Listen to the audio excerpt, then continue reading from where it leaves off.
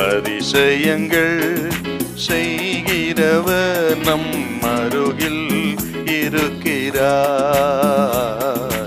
அற்புதங்கள் செய்கிறவர் என்றும் நமக்குள் வசிக்கிறார்.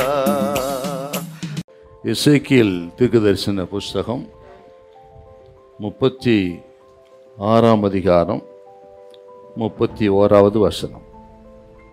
அப்பொழுது நீங்கள் உங்கள் பொல்லாத மார்க்கங்களையும் உங்கள் தகாத கிரியைகளையும் நினைத்து உங்கள் அக்கிரமங்களின் நிமித்தமும் உங்கள் அருவருப்புகளின் நிமித்தமும் உங்களையே அரோசிப்பீர்கள்.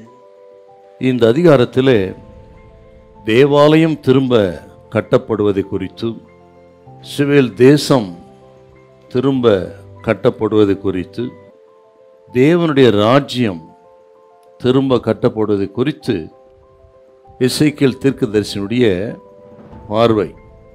என்ன, இஸ்ரவேல் ஜனம் பாவம் செய்து கர்த்தருக்கு விரோதமாக செயல்பட்டு அவர்கள் பாபிலோனுக்கு சிறைகளாக போயிருக்கிறார்கள். அந்த சிறையிருப்பிலே தான் எசேக்கியேல் அங்கே பாபிலோன் இருக்கிறார். பாபிலோன் சிறையிலிருந்து தீர்க்க தரிசனம் உரைத்தவர் எசேக்கியேல் தீர்க்கதரிசி. ஏனென்றால் தேசம் சிறைப்பட்டு போய்விட்டது. கிமு 586 முற்றிலுமாய் தேவாலயம் சுட்டெரிக்கப்பட்டு தேசமே சீரழிந்து போய்விட்டது. அன்று முதல் ஆலயம் இல்லை, ஆராதனை இல்லை, ஆசாரியர்கள் இல்லை, பலிகள் இல்லை, பண்டிகைகளும் இல்லை. இப்படி எதுவுமே இல்லாமல் போயிடுச்சுங்க. சொல்லப்போனால் எல்லாம் சீர்கெட்டு போய்விட்டது. அந்த காலகட்டத்தில் தான் அநேக தீர்க்கதரிசிகள் எரேமியா, எசேக்கியேல்லாம் தீர்க்கதரிசி சொன்னாங்க. அதில் எசேக்கியேல் சொன்னதான் நம்ம இங்க பார்க்கிறோம்.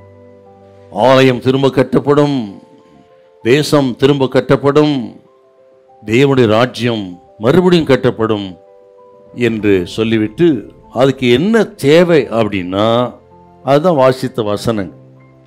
தேவ ஜனம் பாவத்தை வெறுக்க வேண்டும், அரோசிக்க வேண்டும், சீ என்று அதை வெறுத்து ஒதுக்க வேண்டும்.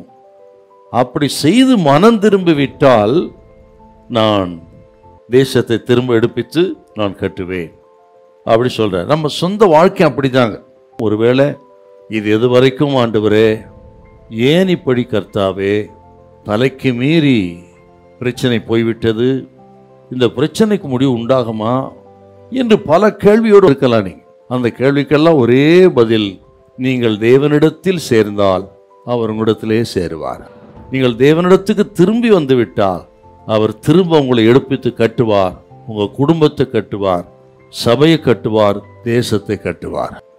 பாவத்தை ஒத்துக்கொள்ளணும், அதை அறிக்கை செய்து விட்டு விடும் பொழுது இரக்கத்தை பெறுவார். இதை புரிந்து கொண்டால் நிச்சயமா இழந்து போன எல்லாவற்றையும் கர்த்தர் உங்களுக்கு திரும்ப தருவார். நீங்கள் வாழ்வு பெறுவீர்கள். ஹல்லேலூயா, ஹல்லேலூயா.